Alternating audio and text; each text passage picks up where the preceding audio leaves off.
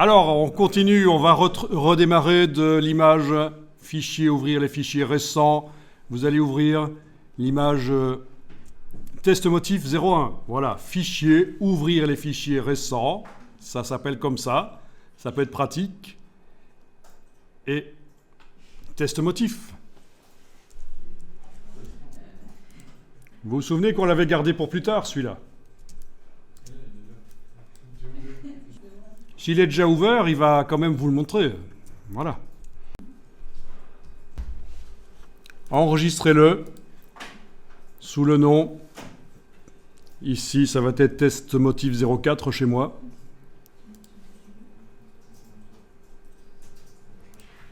Parce qu'on va garder le test motif 01 pour plus tard, pour éviter de devoir le refaire pour d'autres petites expériences. Donc, on vient de réouvrir test motif 01 et on vient de l'enregistrer sous test motif 04 parce qu'on veut préserver notre test motif 01 pour continuer nos petits tests. Donc, les cercles ici, je vais ici avec l'outil de déplacement activer la sélection automatique de calque. Je vais déplacer les cercles et je vais faire exprès de les faire déborder comme ça, voilà. Ça peut arriver. Un des deux ou les deux, vous voyez lesquels vous faites déborder. Voilà, je vais faire déborder juste un des deux. Et alors, on va tenter de faire un motif avec ça. Donc, les motifs, grâce à ce système qu'on est en train d'utiliser, la prévisualisation du motif, c'est beaucoup plus facile qu'avant dans Photoshop pour faire des motifs. Vous allez voir, ça permet de faire des choses géniales. Ceux qui veulent faire la 3D, de l'animation 2D, du packaging, tout ça, ça sert absolument, les motifs comme on les voit là. Il y a des choses similaires dans Illustrator, bien sûr, aussi, pour faire des motifs. Filtre. Excusez-moi, affichage. Affichage. Aperçu du motif. OK. Et là, je vais bouger le cercle. Et là, c'est là qu'on se rend compte que ça foire. Ben oui. Tout à l'heure, quand on avait démarré la création du motif, les cercles étaient entièrement visibles quand on est allé dans l'aperçu du motif. Mais ici, il y en a un qui était en dehors des limites de la page, et donc ça foire. Voilà. Bon, vous pouvez enregistrer. Il n'y a pas besoin d'enregistrer, vous avez vu que ça fait comme ça. Ce qu'on va faire, c'est aller recharger le fichier original. C'est encore plus simple. Fichier, ouvrir les fichiers récents. Test motif 01. Voilà.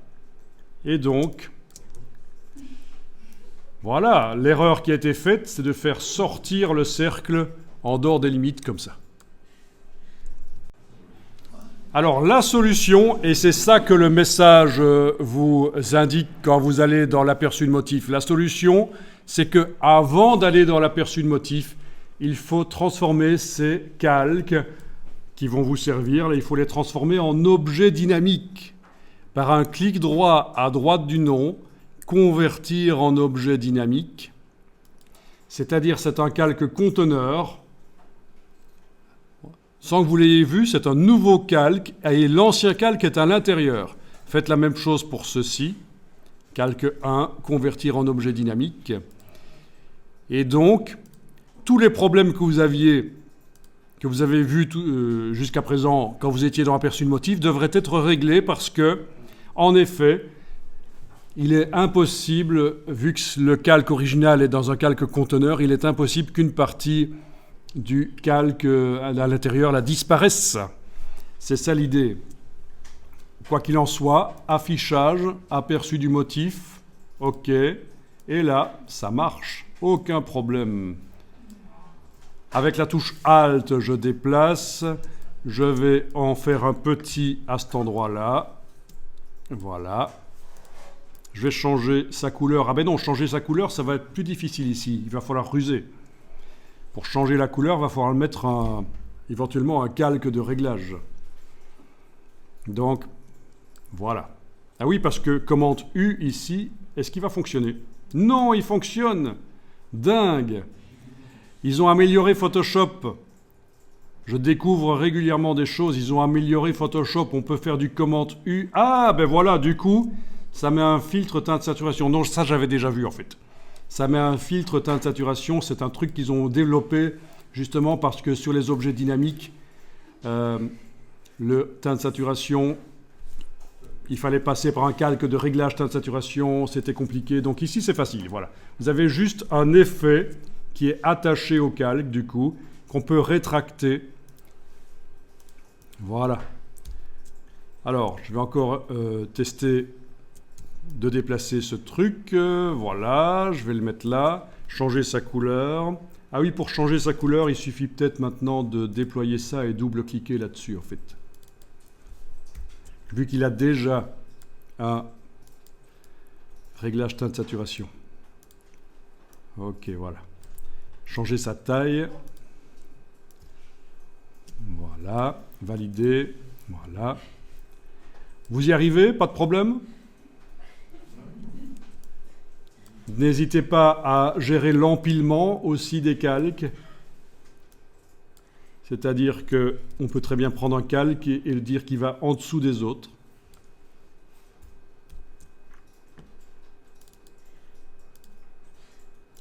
Et voilà. Donc tout ça, c'est bien sympa avec des cercles, mais ce serait pas mal d'utiliser aussi des formes géométriques tant qu'on y est. Vous pouvez déjà enregistrer ça sous un certain nom. On va appeler ça test motif et ça va être cette fois-ci le 05. Test motif 05.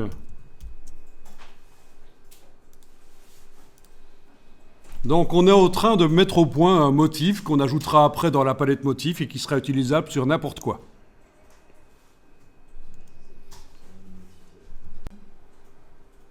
Alors on peut mettre des ombres sous les motifs, sous les cercles, pour donner l'impression qu'ils sont bien l'un en face de l'autre, pour leur donner du texturage, de l'épaisseur. Donc si vous voulez, vous cliquez sur le cercle du dessus, le calque du dessus, et avec la touche Shift, vous cliquez sur celui d'en dessous, pas le calque blanc d'arrière-plan, hein, mais bien celui-ci. Hein. Et n'essayez pas de cliquer là, c'est là le calque. Hein. Ça c'est juste un truc qu'il y a attaché sur lui. Hein. Voilà. Donc, je récapépète, je clique sur celui du dessus avec la touche Shift sur celui du bas, mais pas le calque d'arrière-plan. Je n'ai activé que les cercles. Et là, je vais leur mettre une ombre, on va tenter ça. Alors, dans le bas de la palette des calques, vous avez les effets spéciaux, il ne veut pas. Ok, il va falloir faire autrement. Ok, excusez-moi, on va faire autrement. On va d'abord le mettre sur 1. Vous activez seulement un des calques. Vous allez dans le menu ici en bas, FX, et vous allez choisir ombre portée.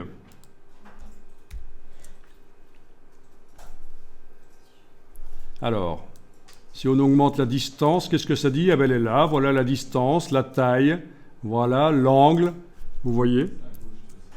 Vous le voyez, votre ombre sur... parce que vous avez la case aperçue qui est cochée quelque part. Oui, là.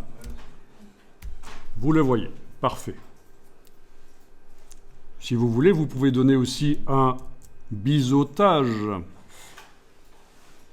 Biseau, voilà. Et alors, pour faire apparaître les paramètres du biseau là à côté, il faut vraiment souligner le nom. Et vous avez la profondeur du biseau. Ça donne une petite épaisseur. La taille du biseau, voilà. Ça donne une petite épaisseur, voilà. Et un reflet, voilà. Ok, et voilà, sur cet objet, biseautage, estampage et ombre portée.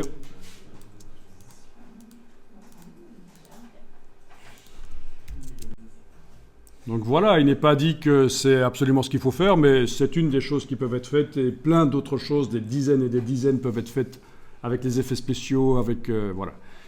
Mais alors, il y a la question de le mettre aussi sur les autres cercles. Donc moi, ce que je propose maintenant, puisqu'on ne pouvait pas appliquer sur tous les calques en même temps, c'est d'aller dans menu fenêtre style.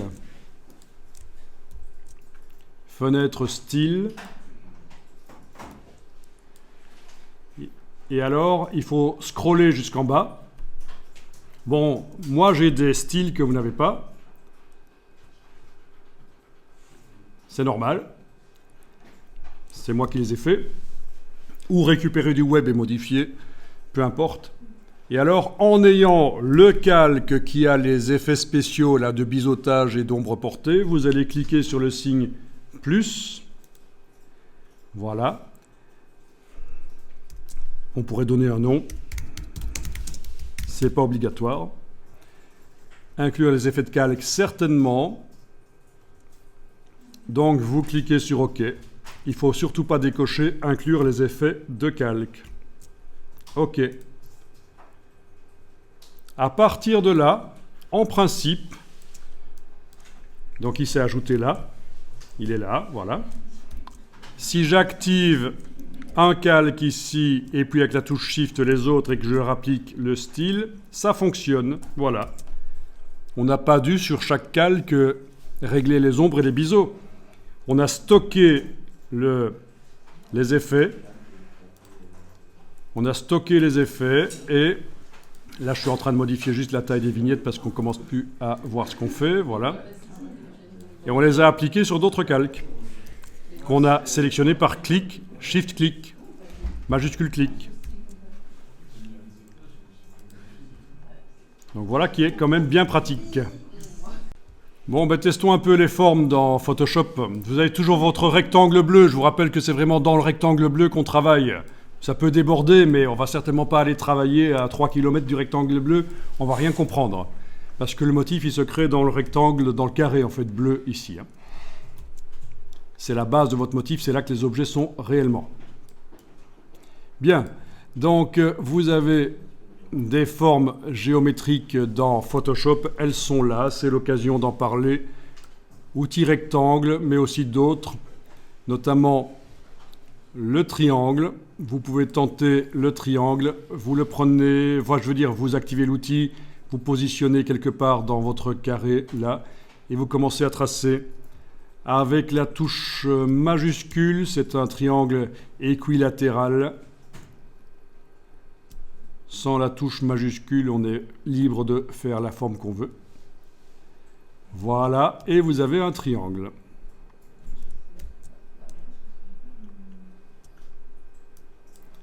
Bien. Il se met forcément, enfin il se met juste au-dessus, en fait, du calque qui était activé. Et c'est vrai qu'il pourrait être derrière certaines formes du coup. Donc vous pouvez le prendre là et le monter tout au-dessus, dans l'empilement des calques, voilà.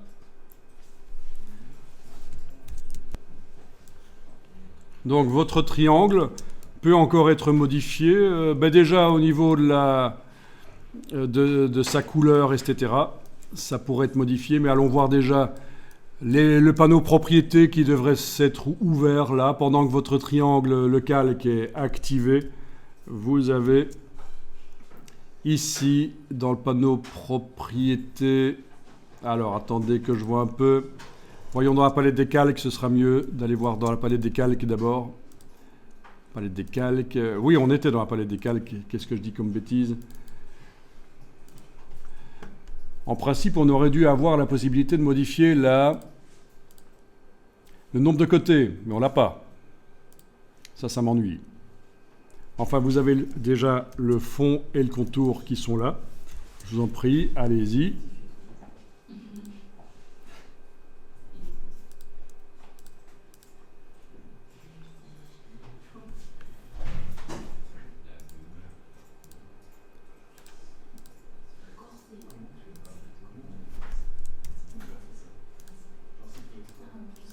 On peut enlever le contour si on met 0 pixel. Est-ce que vous avez vu, on peut changer le nombre de pointes du triangle? Non? Ah, c'est peut-être parce que c'est quand on utilise des formes polygonales. Ma mémoire me joue des tours. Je vais tester ici. À la place de... Et je vais peut-être lui appliquer quand même le style graphique qu'on a fait tout à l'heure. Voilà. Donc il y a une ombre et un biseau. Donc à la place du triangle, je vais prendre forme polygonale. Outil polygone, tracé, avec la touche Shift, voilà, ok, donc la couleur, voilà, et ok, là on a le nombre de côtés.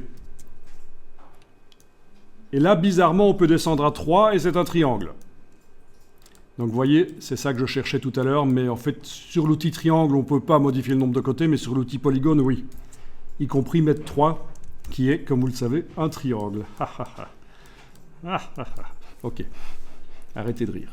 Voilà. Donc voilà.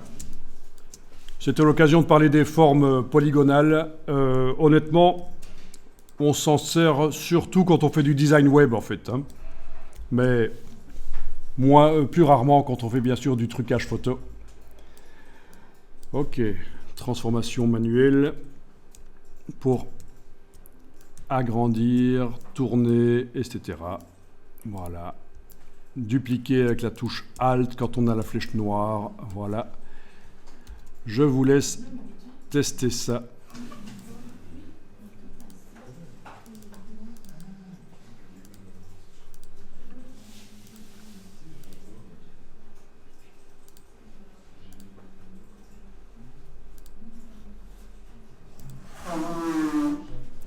Bien, donc le motif n'est pas terrible, mais pourquoi pas.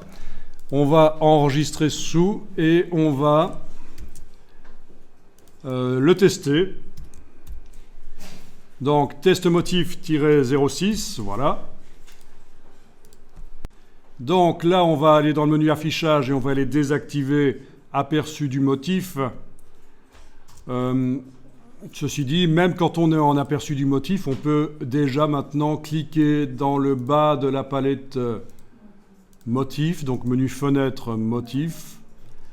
Allez cliquer sur le signe plus et ça vous fait... Où est-il? Ok, il me demande son nom. Ça va être ça. Ok, voilà. Donc, je suis toujours en aperçu de motif et j'ai été créer le motif avec le signe plus dans le bas de la palette motif. Donc, qu'on soit en aperçu de motif ou pas, ça fonctionne.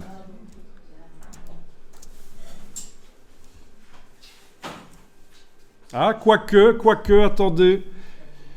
Il faut être en aperçu de motif. Parce que regardez ce qui se passe. Si je crée le motif maintenant en ayant désenclenché l'aperçu de motif. Ok. C'est pas la même chose. Les débordements n'y sont pas. Donc, il faut être en aperçu de motif quand vous créez le motif. Vous voyez, ça va être foireux si je l'utilise. Il n'y a pas de raccord. Normalement, un motif au raccord, quand ça déborde par la droite, ça doit réapparaître par la gauche. Quand ça déborde par le haut, ça doit réapparaître par le bas. Et là, ce n'est pas le cas. Donc, il faut absolument, en fait, être en aperçu de motif. Menu affichage aperçu de motif. Quand vous créez le motif, là, avec le signe plus, le voilà. Il y a du raccord, c'est bon. Ah, quel piège, franchement, Photoshop. Ça ne va rien. Ok, je décoche aperçu de motif et là, je peux enregistrer, fermer, faire ce que je veux. Le motif est là, il va rester. Et c'est un motif pixel. Donc là, les formes, c'est pas du vectoriel, c'est du pixel. C'est juste une photo pixel de ce qu'on voyait. Ok, est-ce que j'ai toujours mes images de landscape là? Oui, commande tabulation. Dans ce cas-ci, tiens, je vais désélectionner ce ciel et je vais demander à Photoshop sélection ciel. Donc j'ai fait sélection désélectionner parce que sur la sélection lasso que j'avais faite tout à l'heure, parce que finalement je vais donc c'est grisé ici, sélection désélectionner grisé, ça veut dire qu'il n'y a pas de sélection. Donc je demande maintenant sélection ciel. Ça c'est relativement nouveau dans Photoshop. Et voilà, il a sélectionné le ciel. Donc vous voyez que c'est mieux que plage de couleur dans ce cas-ci. Mais comme je vous disais, plage de couleur marchera pour d'autres choses que du ciel. Pour une carrosserie de voiture, pour une carrosserie de mobilette, n'importe quoi. Tout plage de couleur fonctionnera. Avec le lasso pour faire une présélection sur la partie qui doit être sélectionnée. Mais par contre, pour un ciel, on a un truc automatique dans Photoshop maintenant. Sélection ciel.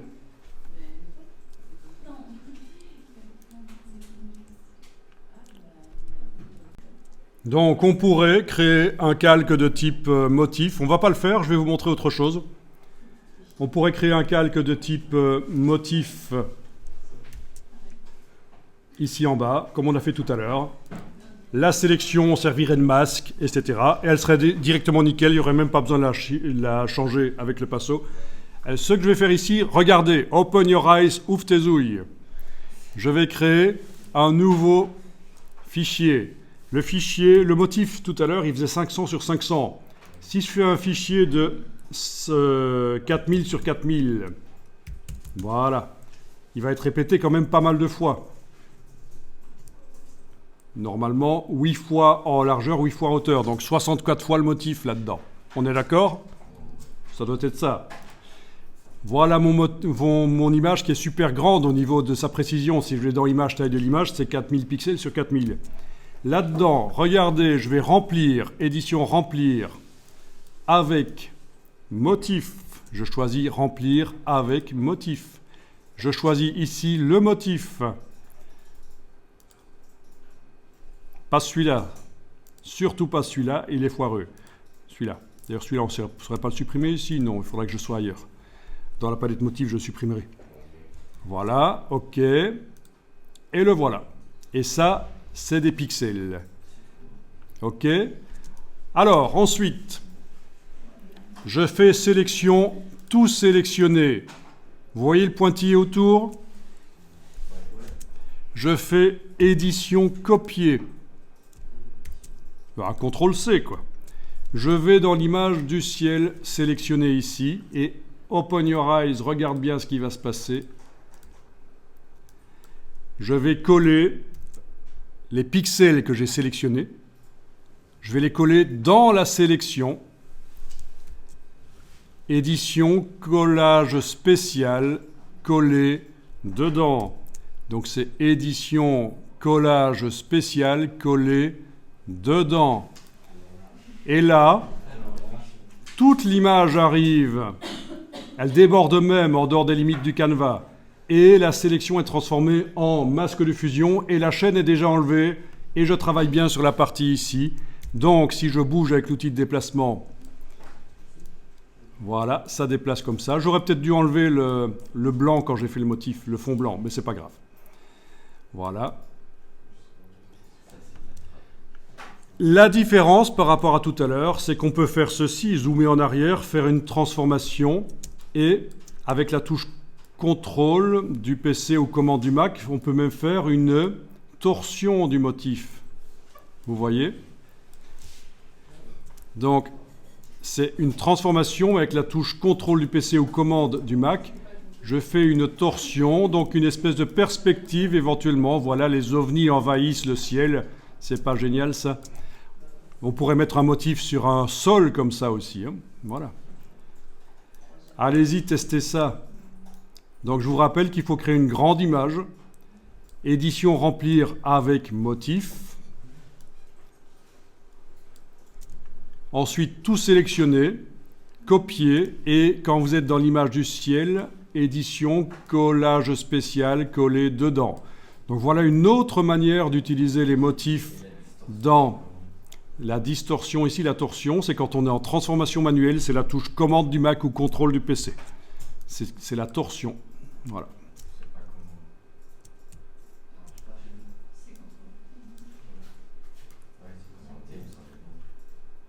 Pardon?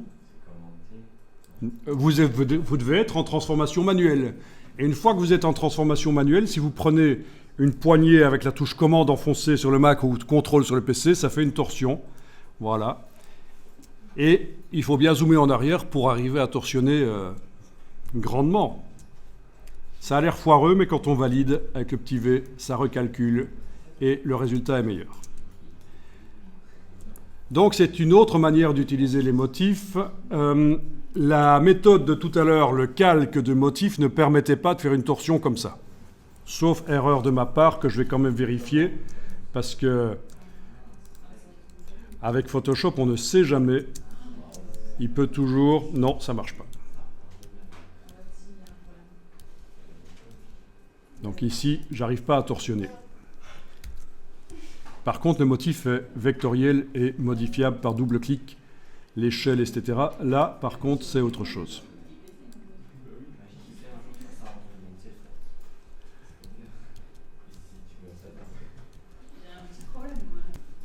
Donc, enregistrer le fichier là.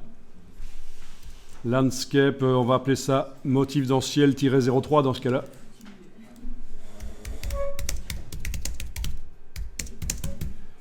Motif dans ciel, idiot, pas ciel. Voilà. Ok, motif dans ciel, voilà.